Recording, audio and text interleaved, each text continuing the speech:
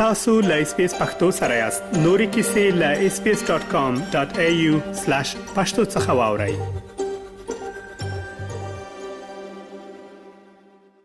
د لووي انسټیټیوټ یو نوی راپور ښیي چې په استرالیا کې د څو کلتوري ټولنو ملاتړ په تیرو 2 کلونو کې په چټکۍ کم شوی دی. یو وروستۍ سروې ښیي چې د کډوالۍ او د اوسنی بهیر او څو کلتوري ټولنو په ملاتړ کې کمښت د اقتصادي او ټولنیز خوندیتوب په اړه له زیاتیدونکو اندېښنو سره تړلی دی.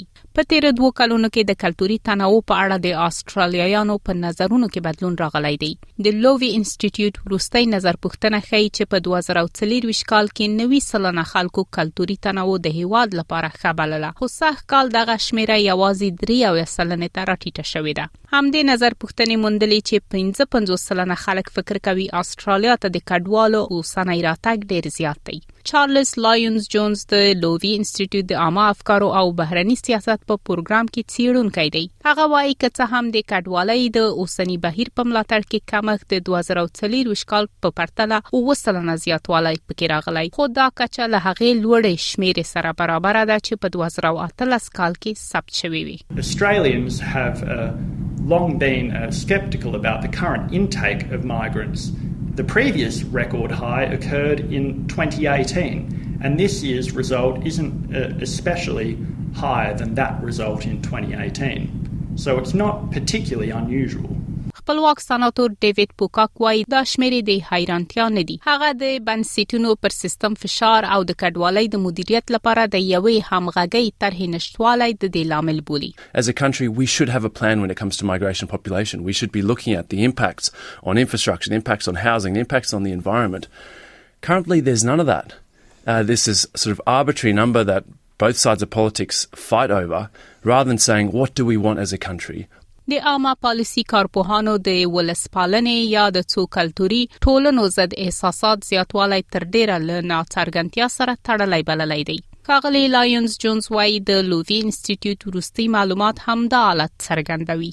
Australians are growing anxious about societal issues in general. For instance, 64% of Australians say the risks of artificial intelligence outweigh the benefits. The decline in the proportion of Australians who say that cultural diversity has been good or mostly good for the country fits squarely within that context. دا نظر پوښتنه په روانه میاشت کې په کانبرا کې د نېشنل پریس کلب غونډې ته د سیاستوالې پالین هانسن له وینا وروسته په 2 ورځو کې تر سره شوې ده. سناتور هانسن له هغه وروسته د خپل څرګندونو دفاع کړې ده. هغه د څو کلتوري ټولنو پر ځای د یوې کلتوري ټولنې غوښتنه کړې و او ویلي دي استرالیا ته ټول راتلونکي کډوال باید له مخکې انګلیسي ژبه روانه زده کړي. د استرالیا لومړي وزیر انټونی البنيزي یو ځل بیا د دې ګوند د مشر څرګندونې رد کړي او ویلي دي چې کلتوري تنوع مثبت اغیزې لري. Our diversity as a nation is a strength. The fact that in the last month, yesterday, Sunday, I was at an Assyrian function. It was a wonderful function in southwestern Sydney. Should that be allowed to happen? خو سناتور هانسن انټونی البنيزي ته یو څرګند پیغام ورکړی او د برتانیا سیاسي ګډوډي د هغه هیواد د کډوالۍ پر پالیسۍ ورچولې ده. The big issue in Britain that I can see is about the mass migration, people coming into the country. People don't feel they're British anymore, they can't fly the flag, and I see the same thing happening here in Australia. So he wants to take a few lessons from that. Our economy is in the toilet actually. نړیوال زده کوونکي د استرالیا د څلورم لوی صادراتي سکتور یعنی زده کړو استازیتوب کوي چې د 2024 او 2025 کلونو ترمنځ د هیواد اقتصاد ته 3.5 میلیارډ ډالر راوړي دي. لنیمای ډیر استرالیایان په بهر کې زیږیدلي یا الکتر لګا مور او یا پلار استرالیا ته کډوال شوي دي. د څو کلتوري ټولنو د چارو څېړونکي وایي له کډوالۍ او څو کلتوري ټولنو سره د استرالیا اړیکه که څه هم یو بل سره تړلې ده خو په بشپړه توګه یو شان نه ده. تیر کال کله چې انفلاسیون له عادي کچې پورته شو او ډیری استرالیایي کورنیو د ژوند د لګښتونو فشار احساس کړ، د کډوالۍ ضد پراخ لاریونونه تر سره شول.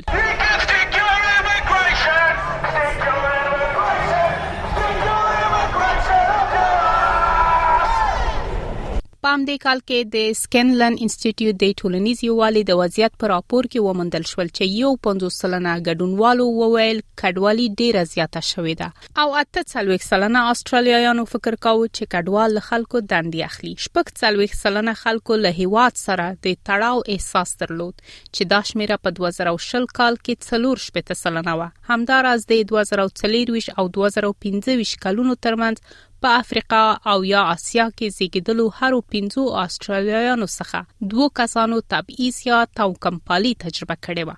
تر ټولو مهمه ده چې همدې راپور وموندله چې هغه مهال 83% استرالیایانو باور درلود چې څو کلتوري ټولنې د استرالیا لپاره ګټوري دي. خو دا شمیره په 2023 کال کې 9% پورته وه. د سکینلن انسټیټیوټ اجرایوي مشر انتیا هانکاکس باور لري چې د خلکو په نظرونو کې دا بدلون تر یوه بریده له سیاسي بحثونو سره تړاو لري. I think there are issues that are going on within society that are related to the loudest voices that are trying to influence people's views about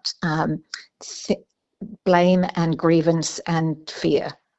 The message about how much our prosperity has actually depended on immigration and new and interesting ideas coming into Australia tends to get lost. ډاکټر ویسا چاو د استرالیا او چین د اړیکو د ملي بنسټ د سلاکار بورډ او د وکټوريا حکومت د نژاد پالنې ضد کاري ډلې غړې ده. هغه ویلي ځینې سیاستوال د عامه افکارو د منعکس کولو پر ځای د خلکو نظرونه جوړوي.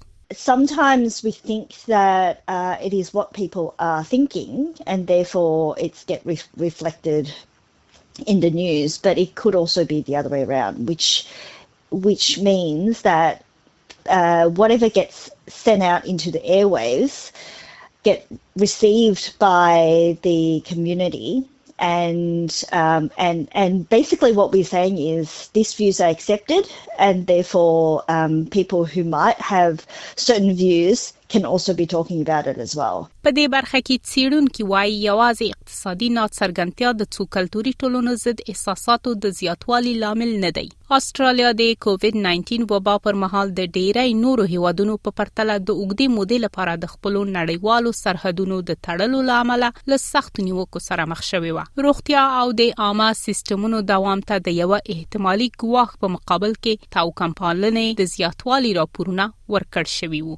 ډاکټر چاو وايي د ویروس د سرچینې په اړه د جنجالي راپورونو له امله د چینایانو ضد احساساتو کې د پام وړ زیاتوالی راغلی وو. Rather than treating this as a global pandemic and that everybody is just trying to find out and work out what to do, they blame it on Chinese. And at the time, I remember a lot of my friends, including myself, it's probably the first time in many, many years that people have experienced racism in the community as well. راتلونکي سپتمبر به 10 کاله پوره شي چې سناتور هانسن په پارلمان کې خپل لومړی وینا وکړه او له آسیایي هیوادونو څخه د کډوالۍ په اړه اندېښنې څرګنده کړې وې. I and most Australians want our immigration policy radically reviewed and that of multiculturalism abolished. په هغه وخت او وروسته تر سره شویو نظر پوښتنو ښودلي چې د دې نظر ملاتړ هیڅ کله د استرالیایانو د اکثریت د دریځ په توګه نه دی ثبت شوی. خو وروستۍ سیاسي نظر پوښتنې ښیي چې دا پیغام اوس تر بل هر وخت د ډیرو خلکو ترمنځ ملاتړ پیدا کوي. که څه هم تر اوسه دا د اکثریت استرالیایانو نظر نه دی. رینی کافی هغه مهال ځوانه وه چې اغلی هانسن د لومړي ځل لپاره د پارلمان د غړي په توګه لوړه وکړه. اوس چې اغلی کافی خپل د فدرالي پارلمان غړي د وای د هانسن تګلارې د کورنیو په ځانګړي توګه د کورنیو د مالی هوساینې خلاف بلل کیږي. I'm in federal parliament and I can't believe 30 years on we're still talking about Pauline Hanson, we're still talking about One Nation. That's very upsetting to me and so many members of our community.